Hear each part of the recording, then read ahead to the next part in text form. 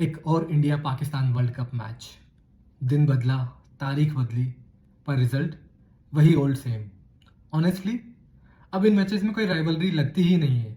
Match शुरू होने से पहले ही रिजल्ट का पता होता है।